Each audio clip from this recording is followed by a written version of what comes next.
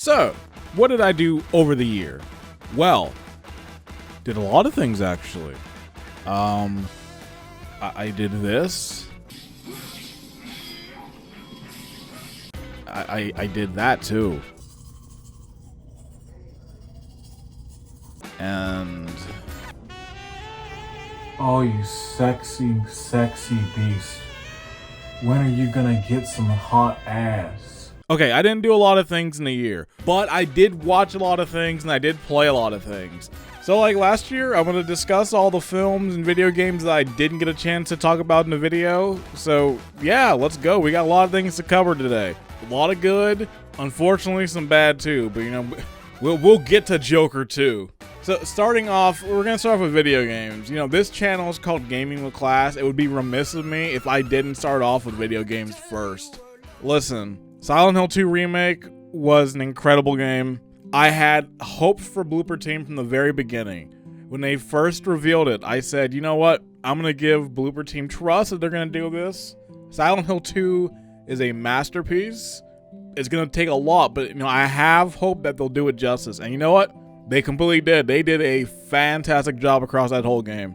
In terms of the lore, the atmosphere, the gameplay, the story, everything was on point. They did a fantastic job adapting that game, and I can't wait to see what Blooper Team does if they get a eventual Silent Hill 1 remake or number 3. Like, props to them. Like, they had all the odds against them from the very beginning, and I feel justified in being like, you know, I think they got something in this one. I think they're gonna do good, and being trashed on for it.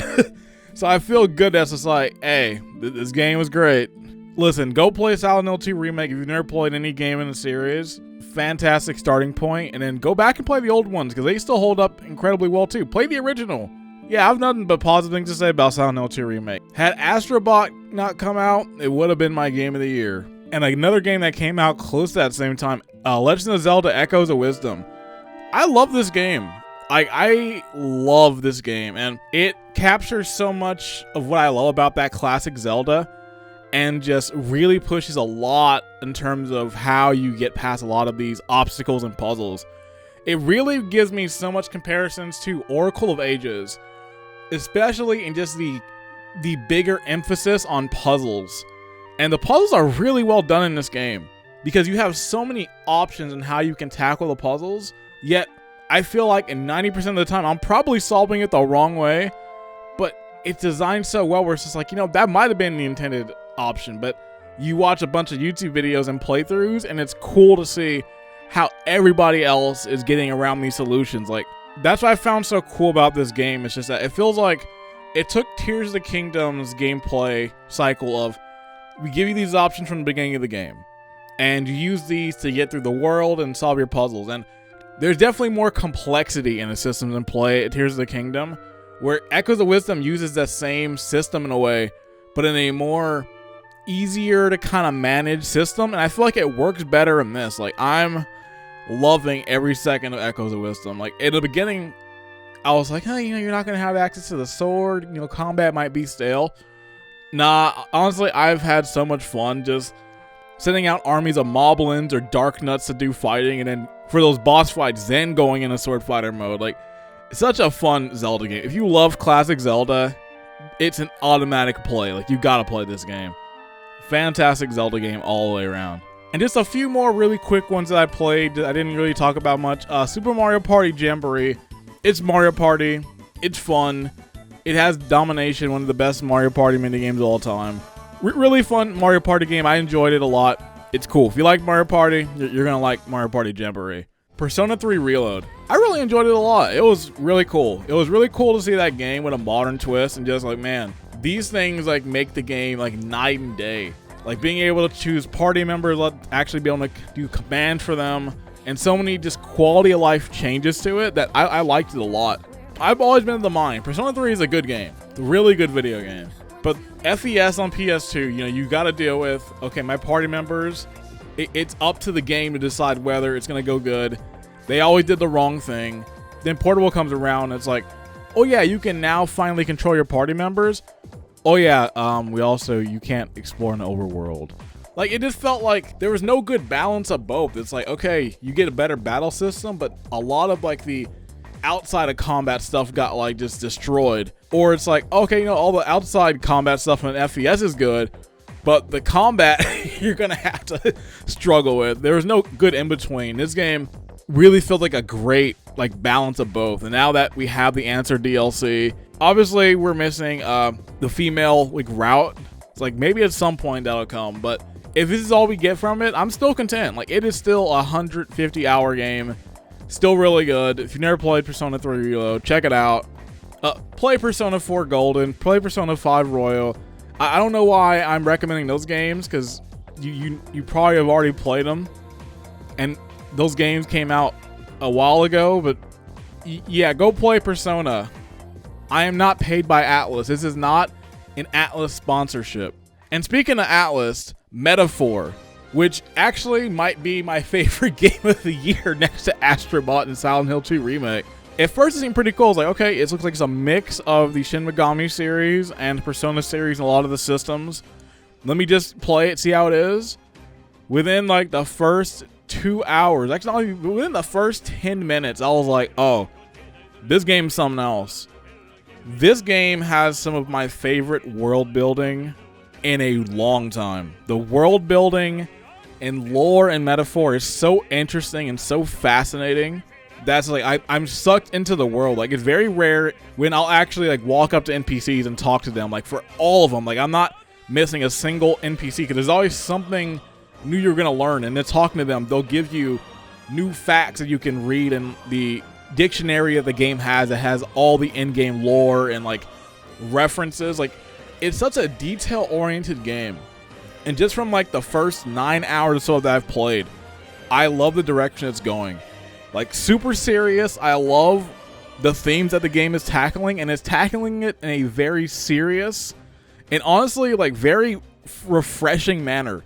Like, I'm honestly shocked. Like, I'm so happy that this game is getting all the high acclaim that it's getting, and I understand why. Like, it's truly a phenomenal game. Like, there's so much stuff that works in Metaphor. Like, I love the score of the game. It just sounds so cinematic. Just the choirs are bumping. It's like when you get into battles, it feels like you're in like the last phase.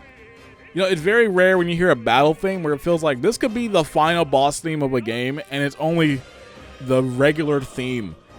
Like, it feels like you're going to war every time you get into a dungeon or you get into a battle, and I love it and respect it for that. I don't know what the rest is going to follow in the next 100 hours of this game, but from the first 10, they have me deep in its sights. Like, fucking phenomenal game. Highly recommend. Like, I'm an RPG fan. I will always play RPG games. I will always big them up, but nah, if you aren't even a fan of the genre, I recommend Metaphor. And the demo is like 9 hours, so you get a good base of the game. It's not like, oh, it's 20 minutes. If you don't like it after the demo, then it's just not for you. But if you're hooked like I was within the first 10 minutes, then you're gonna be in for a surprise. Obviously, there's some more video games I didn't talk about, and that's because I didn't get a chance to get to them yet. So you know what? Any ones that didn't make it, next year you might see them on my list, because, you know, I still got to talk about Plucky Squire. I still got to talk about a bunch of other games, but just due to scheduling stuff, I couldn't get to them.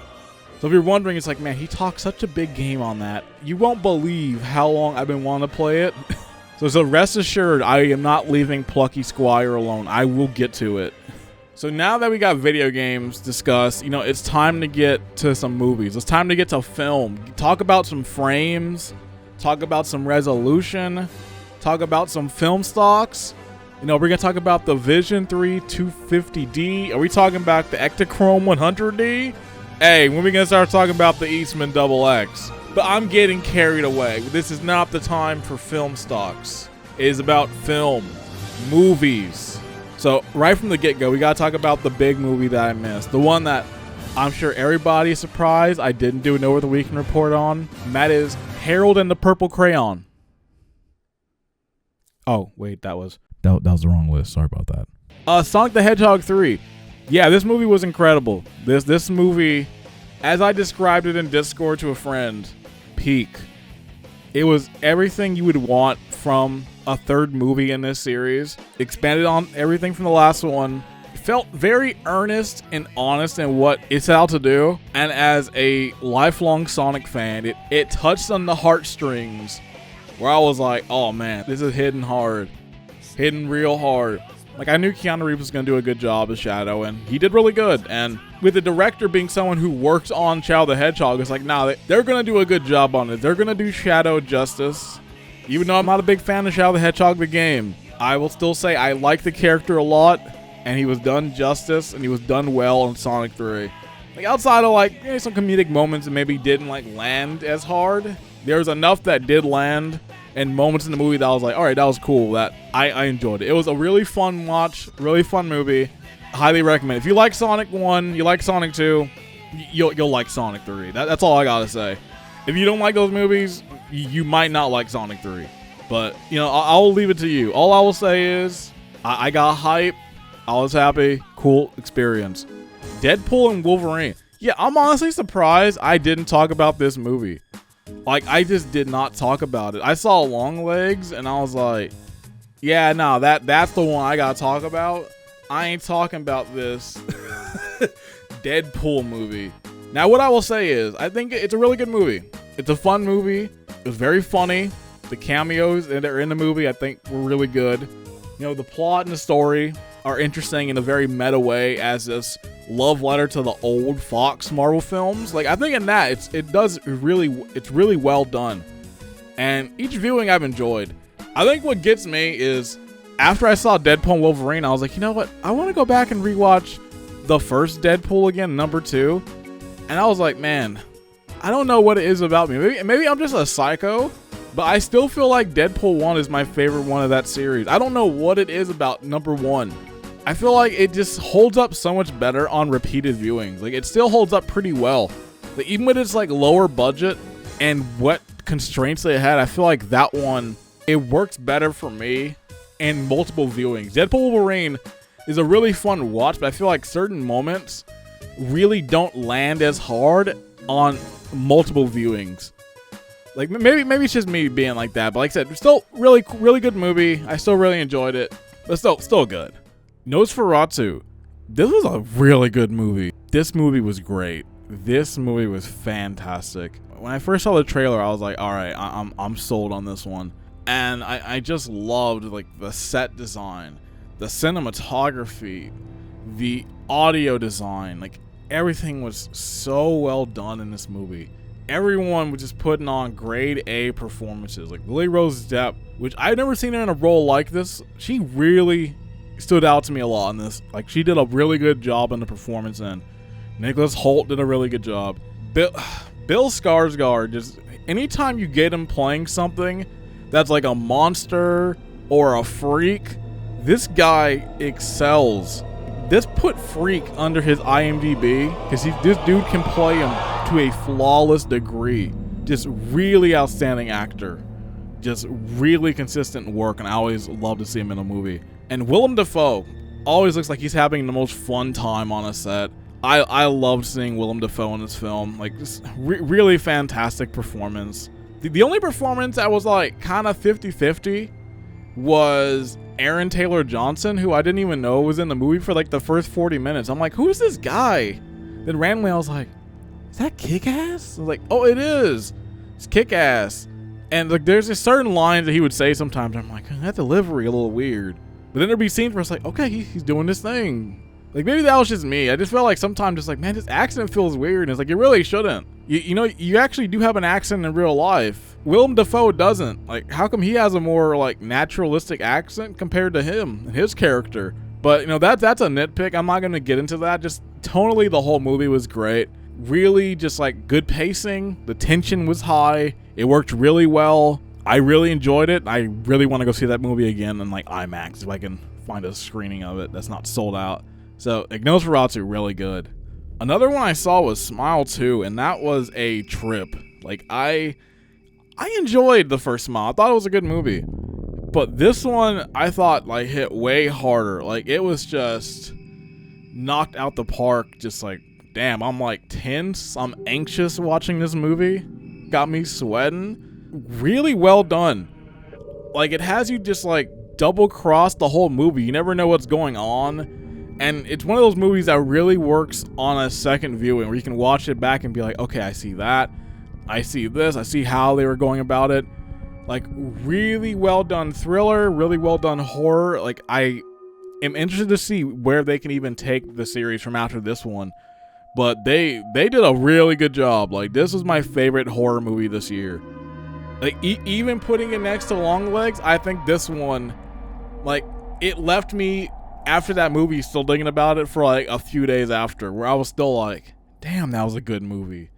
So, like, really, really good job. I loved it. Highly recommend it. And speaking of another one that's in the thriller genre, I also saw Trap, the M. Night Shyamalan film. Boy, what a disappointment on that one. I was really disappointed. I went into that movie with some, like, actually really high expectations because I thought the concept was really interesting. We're using this entire concert just to stage it, just to capture this one guy, and we already know that he is the killer, so we're in his kind of shoes. We're under his point of view for the whole movie. I was like, that's an interesting thing. How's he going to get out of it? Is there going to be a twist outside of it? And the second you get to the middle, to the end of the movie, it falls apart completely. Like, dead in its tracks, falls apart. Like, I don't know what went wrong. Like, I felt like the end of that movie just butchered everything. No pun intended. It was just, you had an idea there. Why did you go in that direction? And, like, M. Night, yes, your daughter's great. She can sing. She can do all that. But she can't act. I'm sorry. I'm not trying to be rude, but there's some line deliveries in that movie. I'm not supposed to be laughing at this movie. Rachel, listen to me. Your husband is the butcher. Cooper is the butcher. I could talk about this movie for like an hour, probably going scene by scene, being like, okay, why was this character stupid enough to do that? Okay, why did they let him backstage? Okay, how come they didn't suspect him on the roof? Okay, so how come he pushed that lady and like nobody saw him do that in a stadium? Okay, how come the concert's going on, yet there's a million people outside walking around just chatting up? Like, you don't think they would be inside actually watching the concert? I could go on all day. All I will say is the beginning of that movie actually was pretty good. By the time they got to the middle to the end, they lost me. It just got too ridiculous.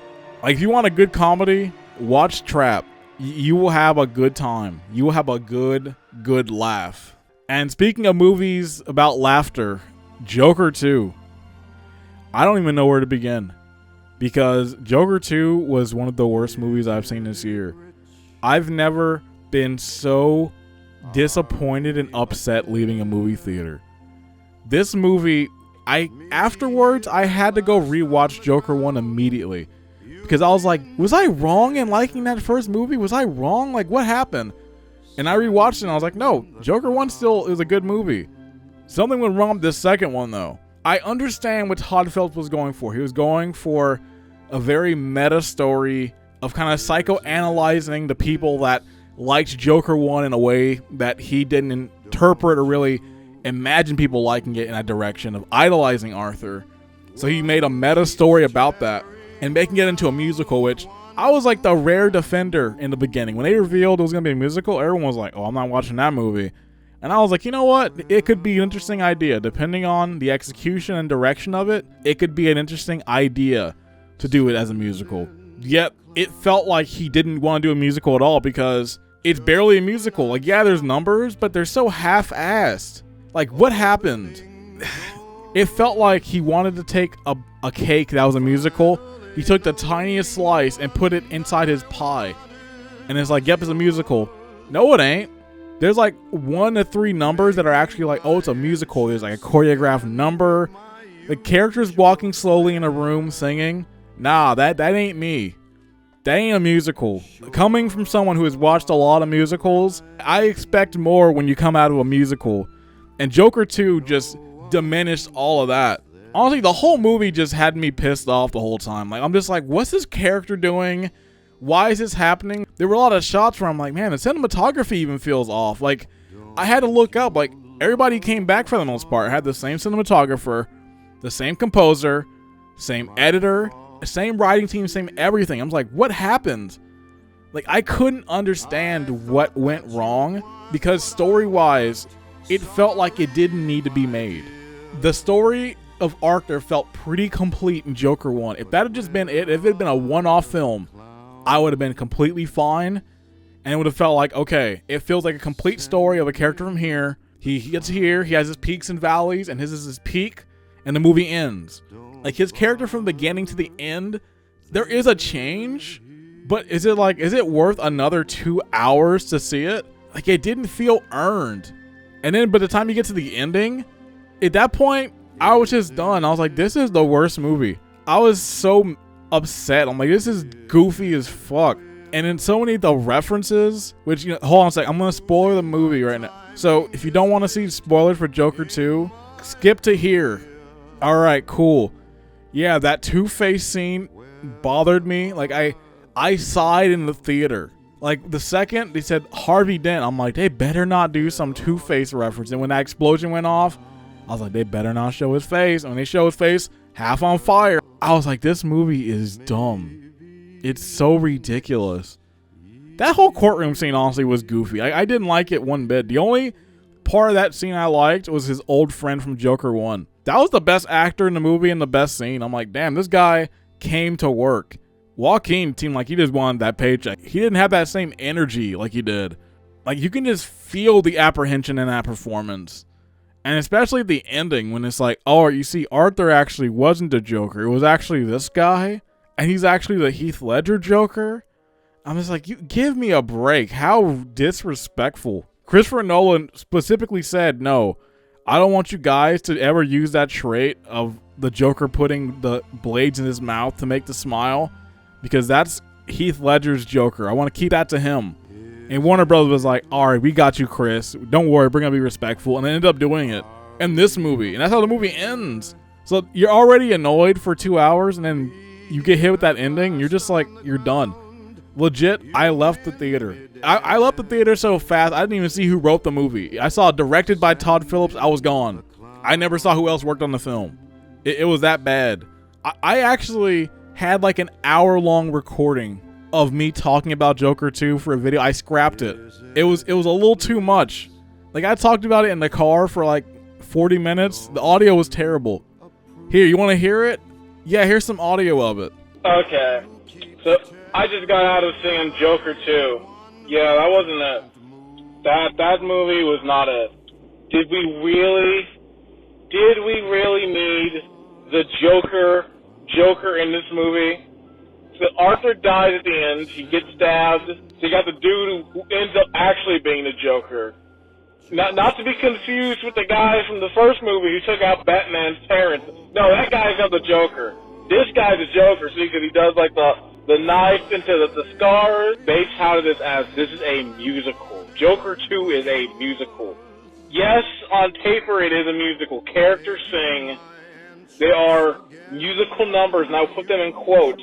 But if we're calling this a musical, you know, we gotta do better. We gotta be better. Yes, I know, you know, they're not supposed to be great singers. You know, Lady Gaga is a great singer. You know, she said she intentionally sang worse because it fit the character more. It's like, Joaquin, you are Johnny Cash. You have no excuse. You shouldn't be in that movie. Once in my life, I don't need to be hearing that. Don't you ever ruin a Stevie classic like that ever again. It cuts to the musicals, and it's like, why is it shot like this? It's all shot super close. There's no wide shots very rarely for these musicals, and they're shot very bland. Like, I can't remember a single one, really. And that's the thing with this movie, is it's really disjointed. It has too much going on and nothing going on at the same time. Like, even from the beginning, I was kind of, like, thrown off. Like, the first 15, 20 minutes, I was like, am I not liking this? So, it's such a baffling movie in times. And shoot, I haven't even gotten to, like, half of the stuff. Like, just, I was so done in by this movie. Yeah, I wasn't playing around. I was just annoyed. Like, it legit was my least favorite movie this year, and I couldn't believe it. I'm just like, Joker 2? Like, how'd you go from Joker 1 to this? Just unbelievable. Yeah, I was done after that. And, you know, speaking of musicals, I did see Wicked, and that actually was really good. I really liked Wicked. I had no knowledge of the Broadway show or any of that. I went in completely blind and really enjoyed it. It was actually a really good movie. Really good musical. And especially after seeing Joker 2, I was like, finally a musical, you know, with choreography and set design and things happening. Like, I was just happy to hear, you know, stuff in tune. It was a big change of pace, and I couldn't be more happy. Like, you know, I'm looking forward to part 2 of Wicked. I ain't looking forward to Joker part 3 when that happens. But, you know, it is what it is. And, you know, and speaking of just TV stuff I saw, you know, I saw these shows. They were all good. I have no complaints whatsoever. These albums were cool.